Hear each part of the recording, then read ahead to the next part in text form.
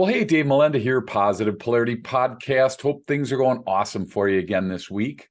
I got a really unique question as I try to every week, and this one kind of caught me by surprise. So I'm going to ask you the question, let it sink in, and then we're going to dig into it.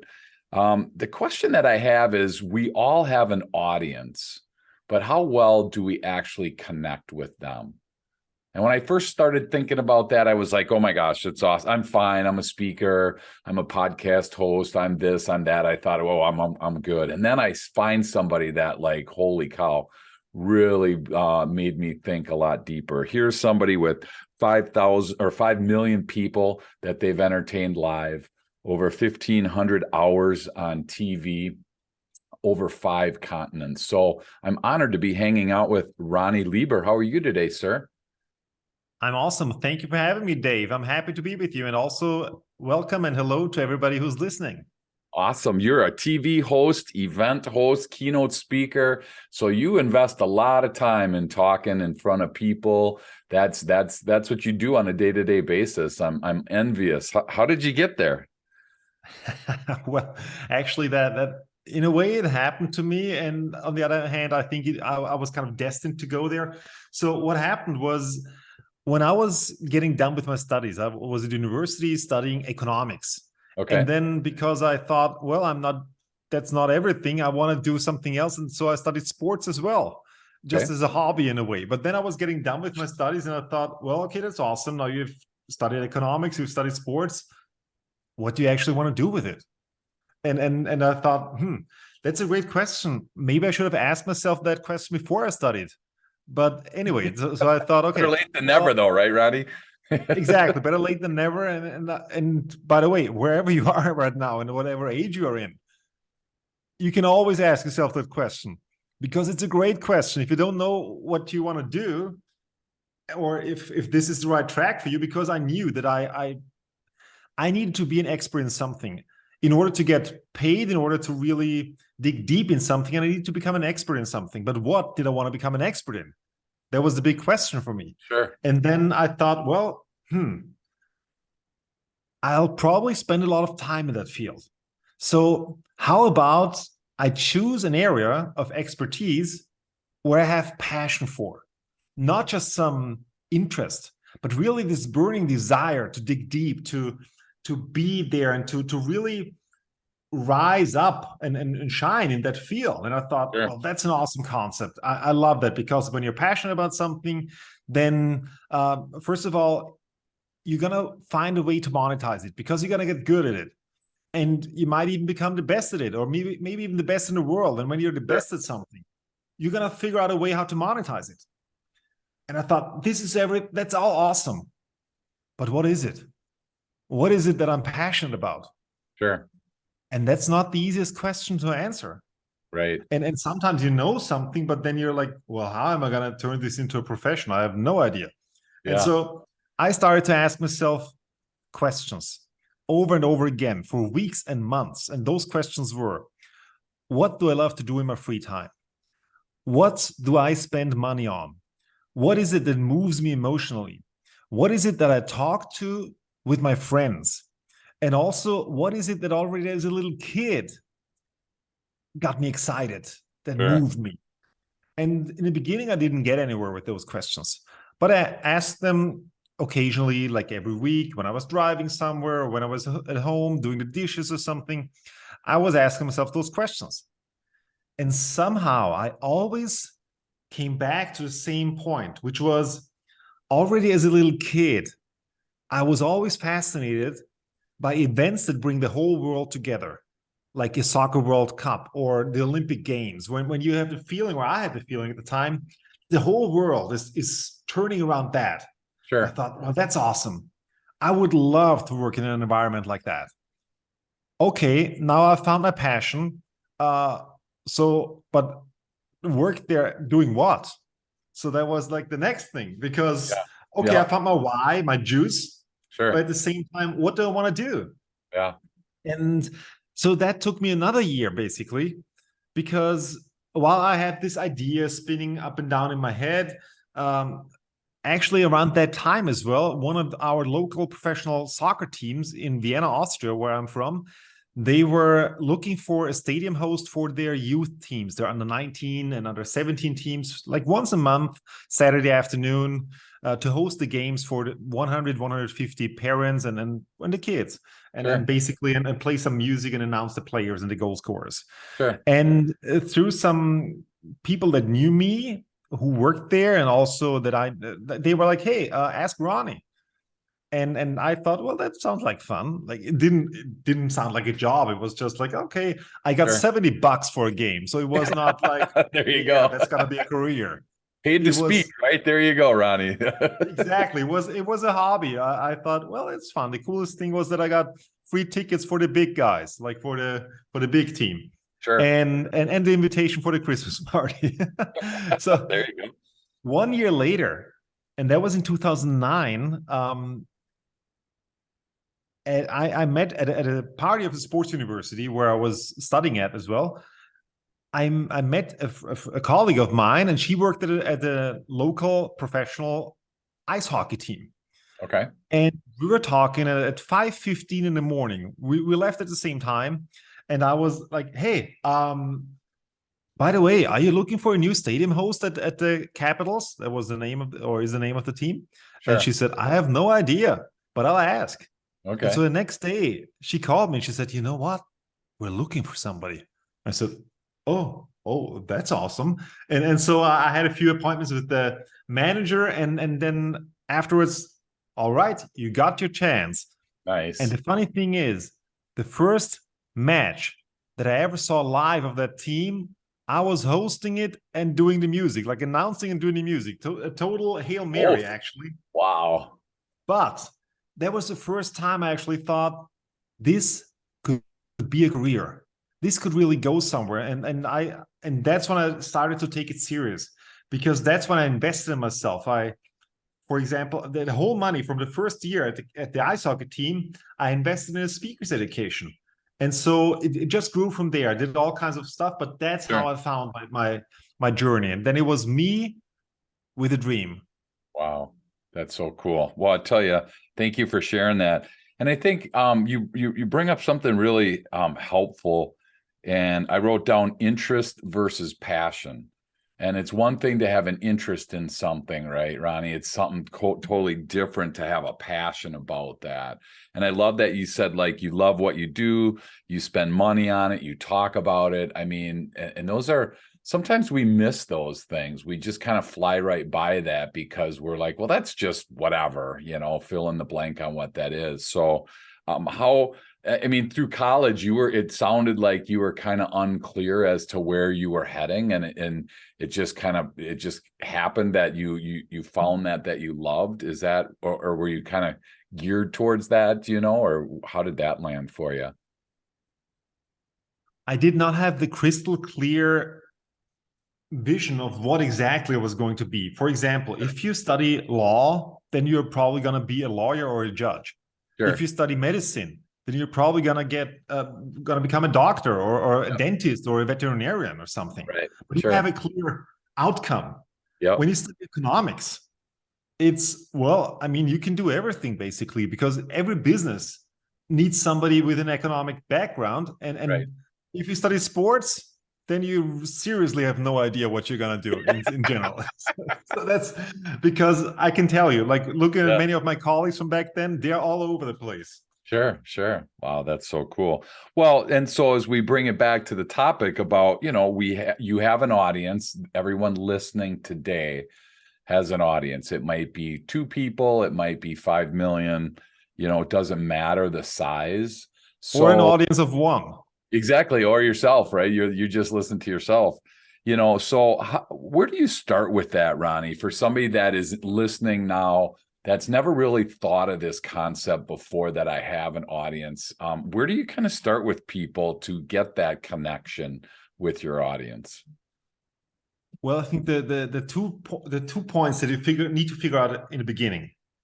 The first thing is, what is your outcome? What is your outcome? Like in any communication, every time that you communicate with somebody, you need to know what is your outcome in order to achieve it. Sure. Because Okay. if you do not have an outcome, how are you going to measure afterwards if you have been successful? How do you know? So you got to know what is your outcome. And the outcome could also be that at the end of my conversation, I want them to have a certain feeling, or I want them to do something. Like it can be an action, it can be a feeling, it can be something that makes sense to you, and also that moves you forward in a relationship. Okay. And the second thing that you need to know clearly, who is your audience? Sure. You really need to know who your audience is.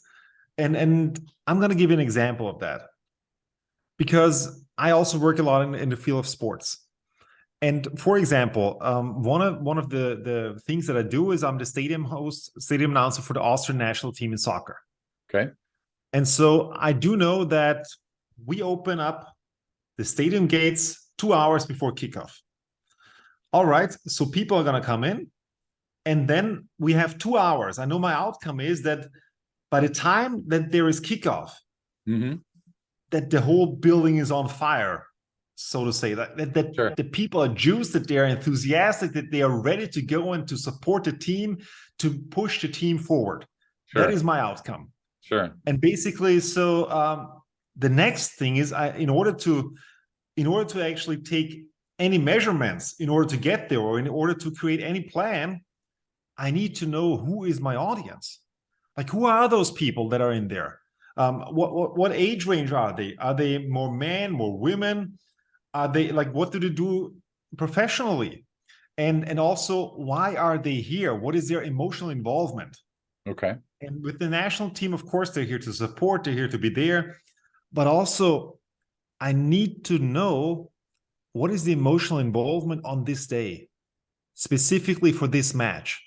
Okay. Because for us, for example, and coming from sports, when we are playing again, like a friendly match against a small, tiny country like Liechtenstein, that probably you have never heard of in the US, it's a small country between Austria and Switzerland.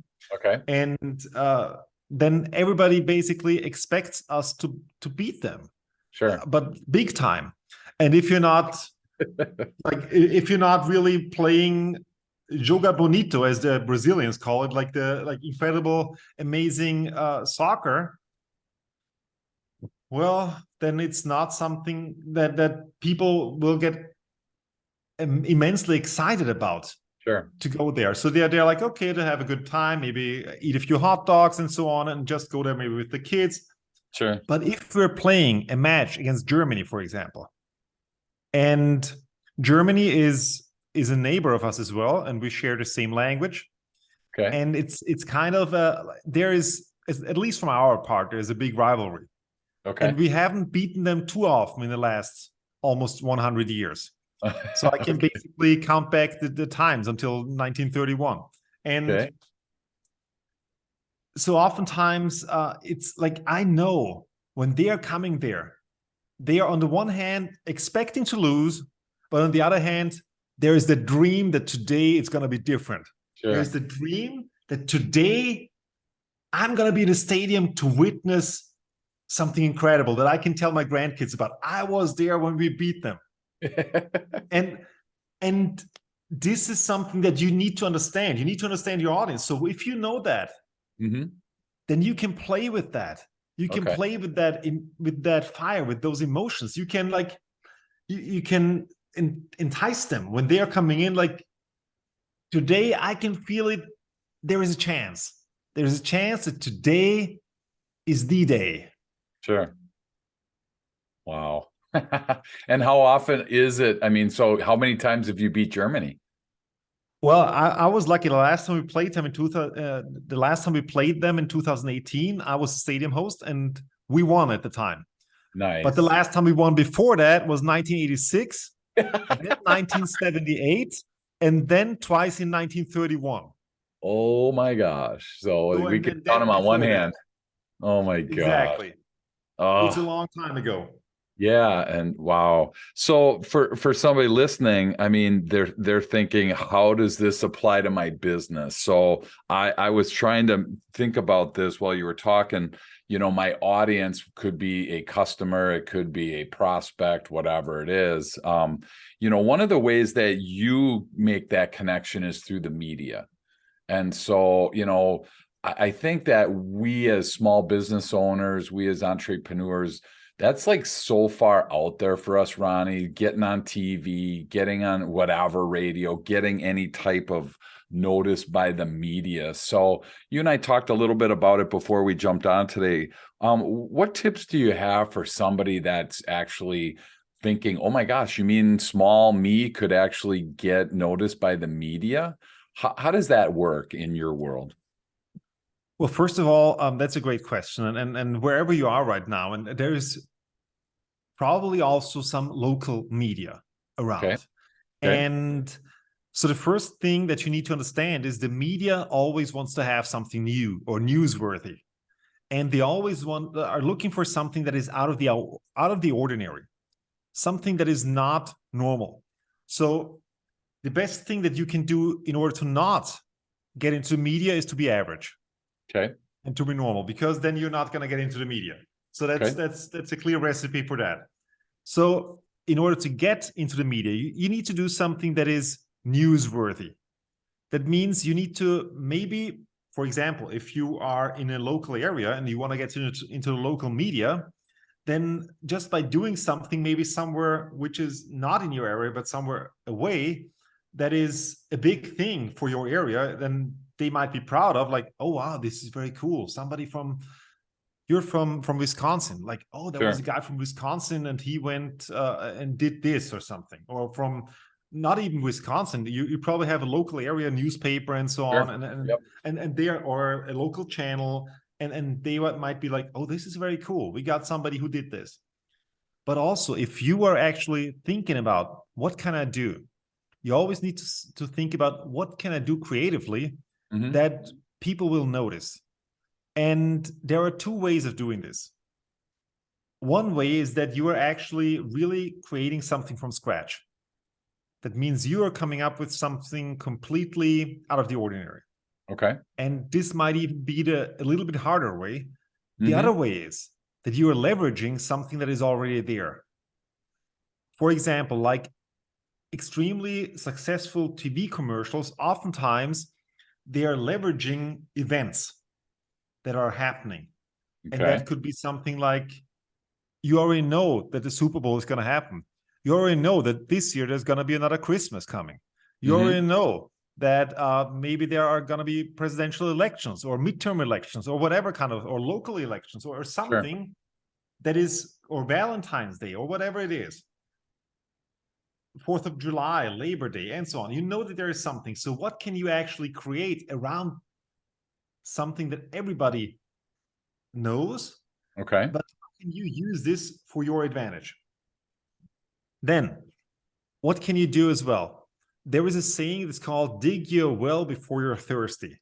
That means you need to, before you actually then want to get into the media, a great way to start is to actually to create a list of potential media outlets that are interesting for you. Okay. Reporters or journalists that are interesting for you, that it could be the recipients of your message. And then, of course, when you're going out there, then you know who to send it to. If you want to spend some money on it, you can hire a professional PR person. Sure. And one more thing, if something happens, and if you want to be, because what's also working great is to position yourself as the expert in the field. Okay. To position yourself that you are the expert. You can do this, for example, by creating a podcast, by creating a YouTube channel. So like, you can first and foremost position yourself as the expert in a certain field. And then the moment that something happens in that field, and you already have a list of reporters or of journalists, okay, you reach out to them immediately. Hey, if you need somebody, because if there's something big happening, they're always going to need somebody to interview. Okay. For example, it can be all kinds of things. Yeah. For example, when a few years ago there was the big Deflategate thing in the US. You remember Deflategate? Yep. I mean, who doesn't? Tom Brady, right? Yep. Exactly. Yeah. And if you were anything like a physicist or had anything to do with PSI, things that nobody has ever even heard of before, yeah, Sure. Yep. you were a car mechanic, Yep. and you could use this. Like you could basically say, our tires won't go flat, or our tires are checked, or whatever kind of things that you could use Sure. and leverage in a message, and you could even reach out to TV station or something. Hey, I'm an expert in when it comes to putting air into a ball or putting air into tires, and I can tell you how the PSI thing works. And they are looking for something like that. Yeah. I'm guessing, Ronnie, there's a lot of people listening that's a big blind spot for them. They wouldn't consider themselves an expert in their industry. So, that's to me where I think that mindset shift has to happen, because if I'm just for me personally, if I'm just one of 10,000 business coaches, then it's like, well, what the heck, there's really nothing there that stands out. So how do you help? May I ask you something about this? For sure. Because everybody is listening right now. And you for sure you have an expertise in something because you're doing something. And the question is, what actually is an expert? And probably, or some of you might notice that you feel, okay, I can do something. Then suddenly you see somebody on TV or on the news or in the media giving advice about your topic, and you're thinking, what? Like, he's the expert? Yep. I can tell you 10 times as much as this guy. Sure. And like, really? That's who you're having as an expert? So what is an expert really? Have you ever seen the movie Catch Me If You Can with Leonardo DiCaprio? Yep. I guess many people have seen it. And basically what back then, it was about Frank William Abagnale. And he was a con man in a way. So he was pretending to be a lawyer, a doctor, an airline pilot, and also a teacher. Yep. And he was teaching in a school, and it's based on a real story. He was teaching in a school for a whole semester. I can't remember exactly what it was. Was it law or was it history or something? Yeah. And they asked him afterwards, well, how did you do that? Because you didn't have that, like you didn't study that. He said, I always just needed to study the next lesson. I always just needed to be one step ahead of them. And that's basically like, this is as close as it gets for an expert. If you're a step ahead of the curve, you're the expert. Sure. Wow, that's so cool. What a great question. What is an expert? I think that's really helpful to be able to help define that in your industry and in your field. So if you're listening and you've never really considered that, I think that's a great thing to consider, is how do you become that expert in your field? And, let's just pick whatever, it doesn't matter. Let's say somebody's listening and they are an expert in their field. Do they do, to your point then, local media, list of media outlets? I mean, do you just start getting a little proactive then and reaching out to those people? Like you said, do it before you need the water from the well. Is that the best next step for those people? Yes, sure. But what I mean by that is deliver value to them. Deliver value to them on topics. When there is a topic in your expertise, deliver value to them. Send them an email or send them a message, or give them some background information. And there's a great chance that they might call you. Maybe not this time, but they are gonna maybe quote you in a newspaper. And that's a great thing, because this is something, again, that you can use and leverage, for example, by putting it on your website. And one more thing, actually, what happens if you actually get invited to a TV station? Sure. So when I train somebody on getting interviewed, the first thing that you need to know is that the person who is asking you the questions, the interviewer, he is not your audience. Sure. You do not see your audience. Your audience is sitting in front of the TV. Okay. That means you need to answer the question in a way that is not just satisfying his or her needs, like your interviewer's needs, but that is satisfying the needs of the people in front of the TV. Sure. And how do you do that? The best way to do it is to talk in pictures or in stories, to give it to them in a way that they can relate to. And here again, you need to think, who is your audience? What language do they speak? Like, what is it that they do professionally? What is it that, if you give a metaphor, and if you give a metaphor, for example, talking about out of space things or spaceship or rocket science, I'm guessing it probably is not your audience. Right. So you probably need to give them a metaphor that they understand. Sure. Make it easy for them. And maybe if you can be a bit provocative, and I'm not meaning that by swearing on the air or something, but I mean by saying something that is a bit daring. Okay. That is a bit, really? Are you sure? Sure. Like the Earth is really flat? I mean, okay, not that, maybe not that daring, maybe, but to give them something that they are like, well, I'm not sure. But the cool thing about it is, it's gonna make people talk about you. It's gonna make people listen. And Sure. I'm not telling you to tell something to them which is total crap. Yep. Not like that. Sure. But to give them something that is not usually known, that is maybe a bit out of the ordinary, and that is gonna get people like, okay, I want to listen to that guy. And curiosity, that triggers curiosity. And this way, when somebody interviews you, the people from TV, they're gonna see, hey, this guy can talk. Hey, this guy can entertain my audience. And so it's great. They want to listen to you again. And then whenever there is something again in your topic, they're gonna call you again. Sure. If you're just completely boring there, well, then maybe it's a one-hit wonder. Yeah. Well, and I think two tools that we use, I don't know if you use them, but podmatch.com is a great place to connect if you're listening and you want to experiment and learn more about how to be on a podcast and be a guest. There are websites like podmatch.com where they match you with a podcast that might work for you. So that might be one. And the other one is the HARO, Help a Reporter Out. They're always looking for people to contribute to articles. And so, those are two pretty low key, non-threatening ways to look at that. If somebody wants to go higher than that, Ronny, how do you help them? Where do you jump in? You mentioned that people come to you with that. How do you help elevate people to, if they want to go above and beyond their local media, if they want to get noticed in a larger scale? Well, first of all, I have a free gift for everybody listening to us today. If you go to ronnyleber.com/gift, you can download for free the Magic Moments formula. And that means I'm going to show you exactly how you can create for your audience a magic moment, like a deep emotional moment.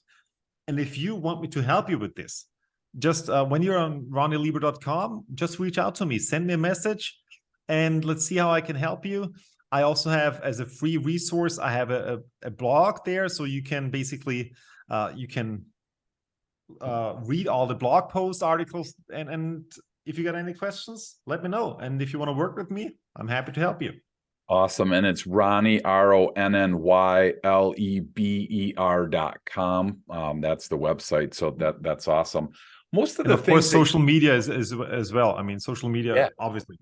Yeah, no, absolutely. Most of the stuff, Ronny, that you've been talking about is you use the word emotion, you use the word emotional, you're using that a lot. And so, we do a lot of work with DISC and from a personality perspective, and, you took one prior to this and you're an emotional person, which again, there's no right or wrong to it. My question is for the people that might not be as emotional, or for somebody watching or listening that is, let's say their product isn't as sexy as sports, or they're thinking, my gosh, I sell tools or I sell screws or whatever, there's something that's just not as provocative. I mean, how do you turn, and there may not be an answer, but I'm just curious, for someone listening in that type of an industry, how do you turn that into something emotional? How do you turn that into something provocative? How sexy was a computer before Apple?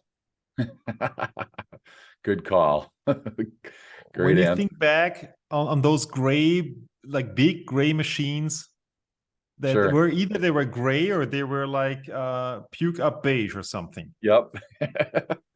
So there was nothing sexy about it. Sure. And that's where you step in. It's your job to make it sexy, or to find something that is. Always think about how can you translate your product to anybody, whatever they're doing. Sure. And always think about how could this be, like, how can I say, well, I'm doing this, but this is like doing that. For example, how is it called when you're raising, how is the profession called when you're raising or breeding? Is breeder a profession? Yep, for sure. Could Yeah. be a dog Okay. breeder, horse breeder, for sure. Yeah. And for example, I met a guy once, and he he worked in the financial services field. And when people asked him, "What do you do?" and he said, "I'm a breeder." And then, "You're a breeder? What are you breeding?" And he Yeah. said, "I breed millionaires." Wow. And That's so way it's cool. really like, think about it. What is your field of work? What do you do, Sure. and how can you make this fun, engaging, but also translate it in a way? Sure. Wow. That's so cool. That is so cool. So I just thought, it just popped in my head because I love to help people grow. So if somebody said, "What do you do?" I could say, "I'm a farmer." I mean, that would be funny to see what kind of reactions that we get. You'd either get the deer in the headlight look, like, "Oh my gosh, what do I do now?" or they'd want to know. So that's really cool. And I think it takes sometimes an outside perspective for us to be able, we're so in the trenches every day. We're trying to make payroll, we're trying to make rent, and we're trying to do all these things as an entrepreneur and business owner. So I think that we sometimes need that outside perspective to be able to say, "Hey, have you thought of it this way? What do you think the local media would think of you?" Just some of those things that you alluded to before. So it's really hard. It is hard to grow business sometimes. And I think as much as we can help have outside influence, I mean, I know for myself, I would be totally intimidated. Radio is really easy. Writing is super easy. Live TV is where I'm like, man, that's just crazy, right? Because you can't take it back. You can't click the pause button. I mean, did you just learn Tell me that for about that. yourself? Yeah, exactly. How did you overcome that fear? Because I'm guessing right now there's a lot of people listening going, "I couldn't do that. I don't even want to do it, blah, blah, blah." How do you help them? Well, I can tell you, you already said that I was more than 1,500 hours live on TV. I was nervous for the first half hour. And I thought, well, okay, I gotta work with that, because being nervous is not helping me, because I'm not free in talking. Sure. And so I really calmed myself down, and like by breathing, focusing on my breath and so on, and then just forgetting about it. I was just thinking, okay, there's a camera, it's like a black box, but you don't even think that. I was always thinking to myself, I have no idea if there is anybody out there watching. I have no idea. Yeah. But I'm just gonna be myself. And Sure. I can tell you, I said some things out there on the air where I thought, well, I hope nobody heard that now, but I have no idea. Well, especially a Germany and an Austria soccer game. I mean, that's got to be, yeah, that's got to be a lot of fun, but it's also got to be pretty intense, I'm guessing, along the way. Yeah, of course. I mean, but that's different again, because when you're a stadium announcer, then you see your audience, Yeah, and you get an immediate reaction. You do not sure, get that on TV. sure, On that's TV, true. nobody's like, when somebody's throwing. Now, when you look at the Super Bowl or the NFL players, and then you see some videos online of people basically smashing their TV on the floor or something, you don't see that if you're on TV and somebody smashes the TV on the floor, which hopefully doesn't happen. Sure. But so you don't really get that experience. But if you're in an audience, and somebody, or you have an audience in front of you, Yeah, and somebody actually might offend you in a way, sure. then you get an immediate reaction. Do you think any publicity is good publicity? That just popped into my head, and I'm just curious what your thoughts are on that. Okay. The first thing that you need to realize is that you need to have visibility. Okay. If you're like, without visibility, no business can survive without visibility. Okay. So you need to get noticed. And I also do not think that anybody purposefully intends to just go out there to create bad publicity. So I believe that that's not the point. Okay. Sometimes it might happen, because the moment that you step outside of your comfort zone, or that you step into the visibility of others, some people might perceive it like this, others might perceive it like that. Sure. The question is, and if something like this happens and you get bad publicity, then again, it's about how do you own your mistakes? How do you own that? How do you react to that? Because I believe that also there is an opportunity there. Sure. There's an opportunity to own up your mistakes and say, hey, I'm sorry. I got to apologize. Yeah. I totally screwed up. I messed up. It was my fault. And I'm going to take full responsibility for that. And I believe that this realness, this rawness, this being authentic, people love that. Sure. I think it's totally human Yeah. to screw up and to make mistakes. That is, everybody makes mistakes. Except the government. They've never admitted to anything. I don't know how it is over there in Austria, but I tell you what, we've never had anybody do anything wrong ever, because it's always someone else's fault. So we haven't even learned that. And that's what I'm saying, because people are so used to getting BS'd all the time about that it's everybody else's fault, but not yours. But if you're the person who steps out there, hey, I messed up. Right. I screwed up. It's my mistake. Yep. Then you stick out of the crowd, and this is an incredible opportunity. Sure. That's awesome. Well, hey, there's one more question I want to ask you before I let you go. You were involved in the 2018 New York Marathon. You ran that marathon. So think back in there for a second. What was like a highlight for you, if you can remember one or two things that were really takeaways, that some things that you learned from that experience? Well, first of all, if you're in any way into running, and if you ever want to run a marathon, the New York City Marathon is just the coolest experience ever. Okay. It's really amazing. You have 2 to 2.5 million people on the streets cheering you on, and it's just a big party. Sure. And you could enjoy this a lot more than I did if you would have a great preparation. And of course, it was a lifelong dream for me to run a New York Marathon. I thought, I want to do this one day. I really thought this is going to be so cool. Yeah. And then 8 months prior to the marathon, I received my ticket. Like, yes, I'm going to be part of the marathon. Awesome. I started to train. Sure. And the marathon was on the 4th of November, 2018. Okay. And 3 months prior, in August, up until then, I was training, I was running, everything was fine. And suddenly I was getting pain in my legs and my knees. And I thought, well, that's not great. Yeah. And so basically the last 3 months leading up to the marathon, I was at the orthopedic every week, getting some treatment. Ouch. I was only running more than 1 hour once in the last 3 months. And 3.5 weeks before the marathon, he said to me, Ronny, the best thing right now would be for the next 4 to 6 weeks, don't do anything. Then everything is going to be great again. I thought, well, that's great news. I mean, the marathon is in 3.5 weeks. Yeah. So, but then I didn't do anything until the marathon. So that was the first time I was wearing my shoes again. Standing in Staten Island in front of the bridge, going over to Brooklyn at 10:20 in the morning when I heard the starting shot. I thought, all right, so let's see how this is going to go. And I also knew right now I need to forget everything that I believe that I know about a marathon. Sure. Because everything that I know about a marathon tells me I should not be here. Yeah. And that's not helping me. So I need to change my mindset immediately. Sure.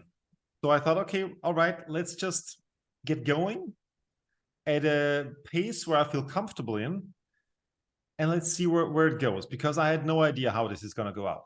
Yeah. So and the marathon is 26.2 miles or 42.2 kilometers. And after about 10, 11 kilometers, I was still feeling good. So a fourth in. But then just about half a mile later, I felt that my legs were getting heavy, or not heavy, hard. And I thought, well, that's a bit early. So it's just basically a fourth into marathon. Yeah. Another 1 or 2 miles later, that hardness in the legs transitioned into pain. And I thought, well, also this is quite early now, being a third into the marathon, and I already have the pain. And I thought, this is going to be a long marathon, basically 8 miles in, and I still have like 20 something, or no, 18 miles. Yeah. And I thought, well, okay, let's just keep going, because the pain is just in your head. And so I thought, let's keep going and see where this is going. Then I remember there was the bridge from Brooklyn to Queens. And exactly on that bridge was the half marathon point. Okay. And this is when I made the conscious decision. I decided I will finish this today.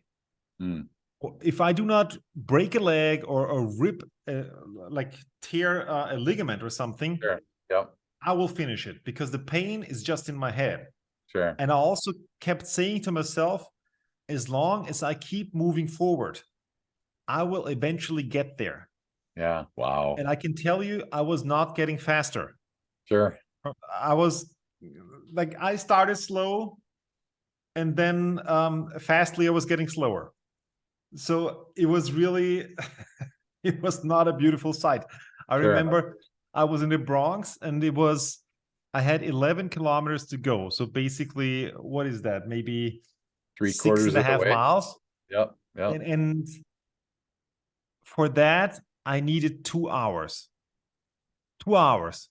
So I could walk faster than that normally.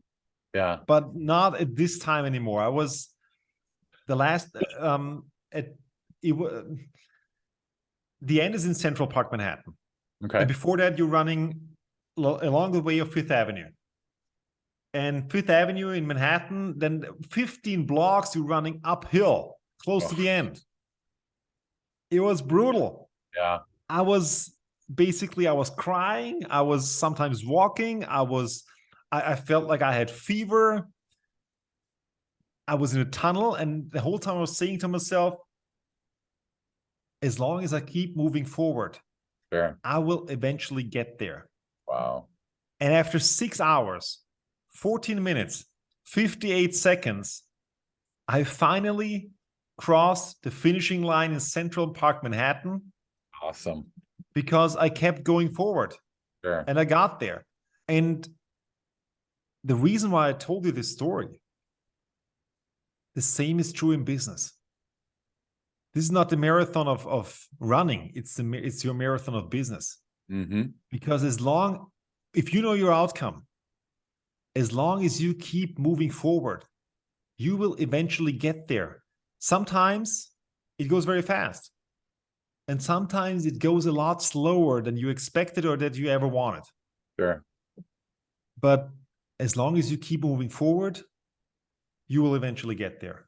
Wow, that's awesome. And I think once you stop momentum, it's so hard to regain that momentum. So I totally can understand just one foot in front of the other from a business perspective, from a sports perspective, whatever perspective that you're coming from.